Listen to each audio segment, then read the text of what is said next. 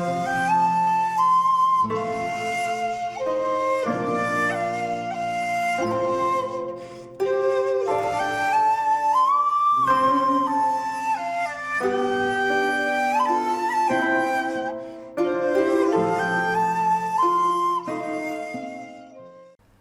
there, this is Solitary Ronin from Solitary Ronin Films, and welcome to another random review.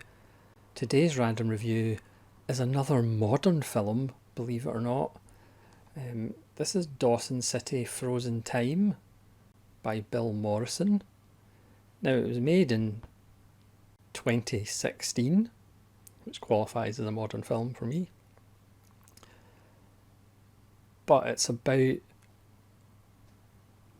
several things, but it's about the Great Gold Rush in the Yukon in the late 1890s.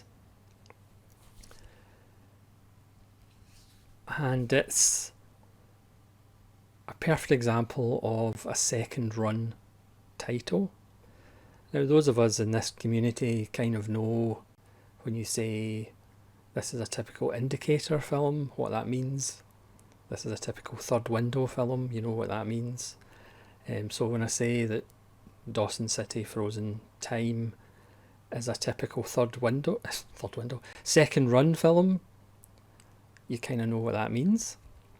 And I would place this in those second run titles along with Vampire Kwadachuk and The Emperor's Naked Army Marches On, in the sense of they are more experiences, and trying to describe them on a YouTube video for 10 minutes doesn't really do them justice. They're films that you have to experience yourself to get that feeling. Now, this film starts in 1979 in the town of Dawson City in the Yukon, and when there's excavation work going on, old piles of nitrate film is discovered. Now, nitrate film is obviously what they used in the olden days, and it tended to go on fire quite easily before they changed to safer form of film stock. And the people who were doing the excavation stopped to try and find out what on earth this material is, and it turned out to be about 400 silent films that were believed to be lost. Now, I think the estimate is that 75% of the silent films made are lost forever. And we find when these films were restored and Bill Morrison went through them, they told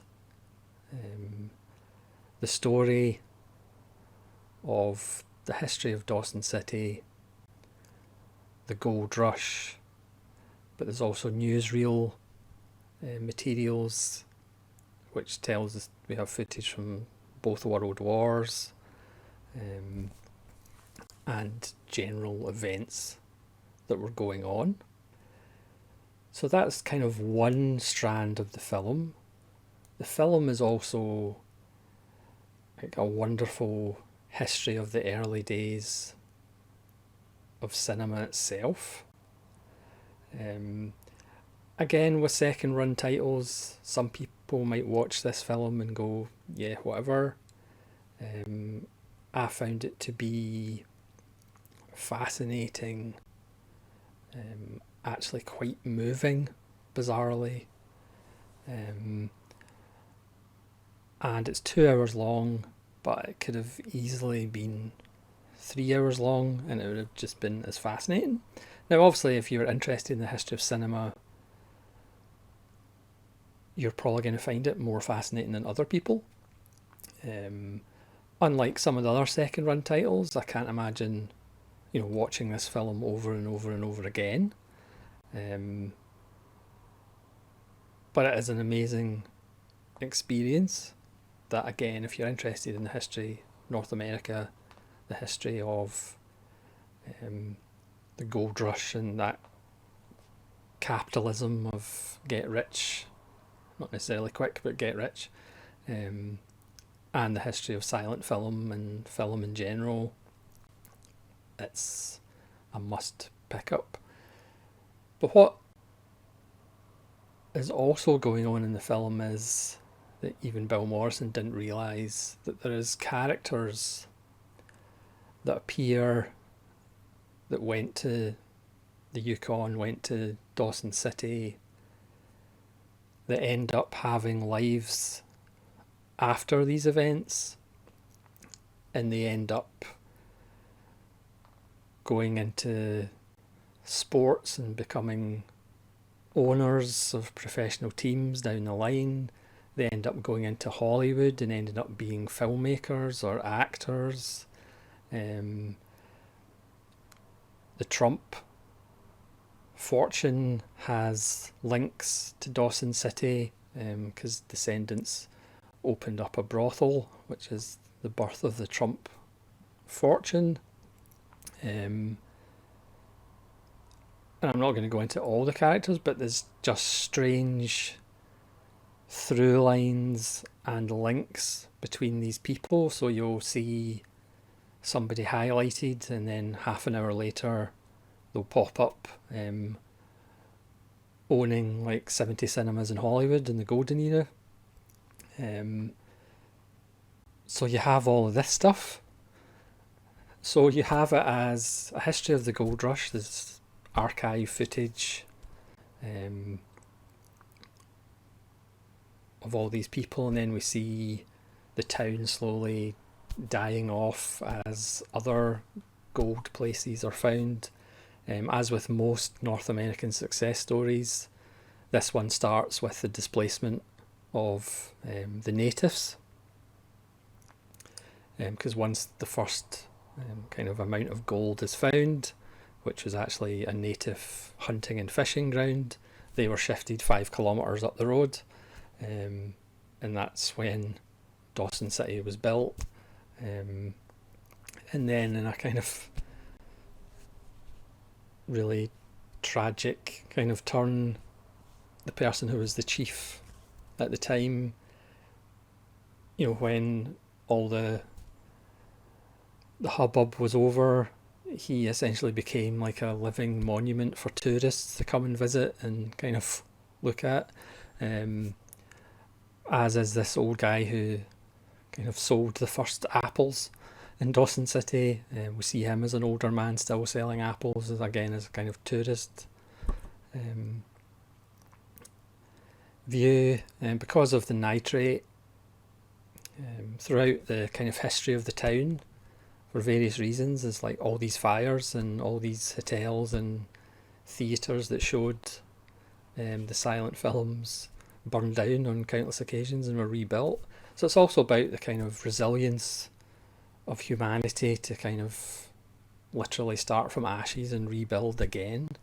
It's also the nice kind of thing of Dawson City for the distributors were pretty much the last stop, and often because it took so long for films to get there, they would, you know, there's a nice montage of the films of when they were actually released and when they got to Dawson City. So it's like 3 years later they were actually shown.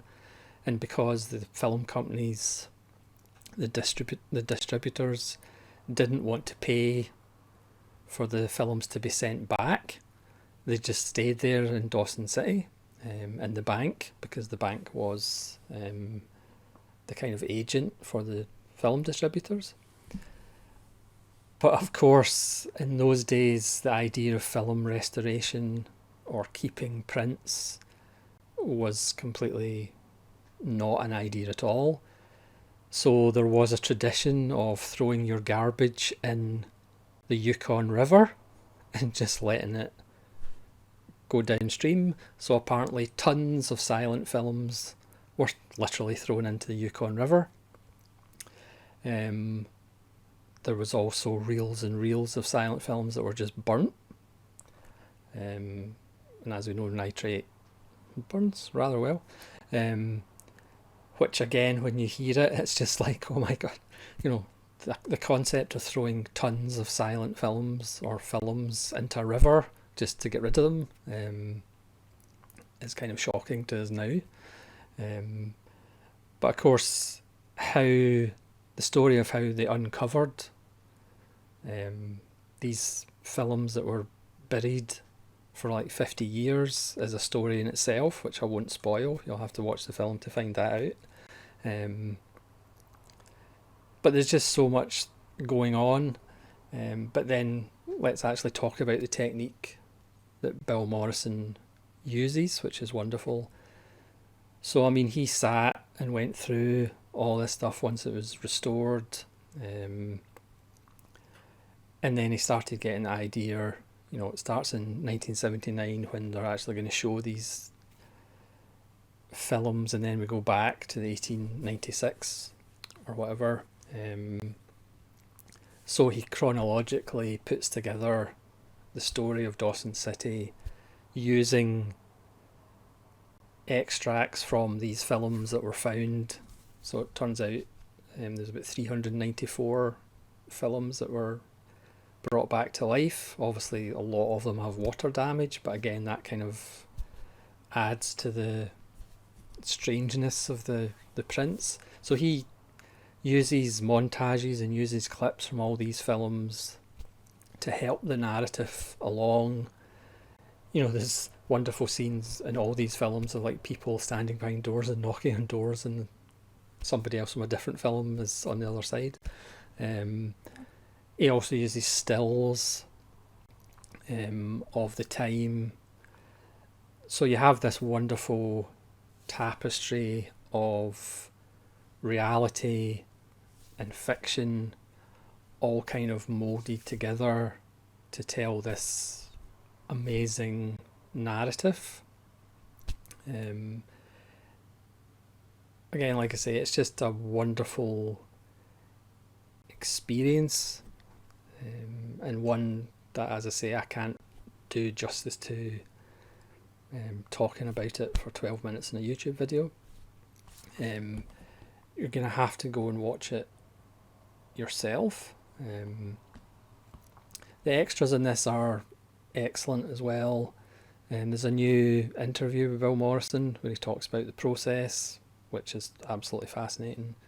There's a Dawson City postscript, which is a filmed update to the story, which is another 10 minutes, which goes into the restoration and where these reels of film are, because obviously the American content has been in various facilities in America, because various of those facilities went on fire because of the nitrate. So I think the American content is now in an Air Force base somewhere. I'm guessing in a cold room. It doesn't take that much to set up a cold room. So, and the Canadian material is in a Canadian facility, strangely enough. We have The Letter, which is a 2018 Bill Morrison short, which he uses footage from a lot of the recovered films to tell a loose kind of narrative, but there's like water damage on it, so it has this kind of ghostly, eerie, odd quality to it. And then we have 8 selected original film reels from the Dawson City Film Find, which is what the films are now called, including a D.W. Griffith reel from a film. And there's a 24-page booklet, as you tend to get with second run releases. So again, this was a film that I had my eye on for a long time, and like a lot of second run titles, you kind of don't pull the trigger on it for a period of time, and then you do, and then you go, why did it take so long for me to buy that? But again, it'll be interesting to hear your comments if you've seen the film and what you thought of it, because again, I think people who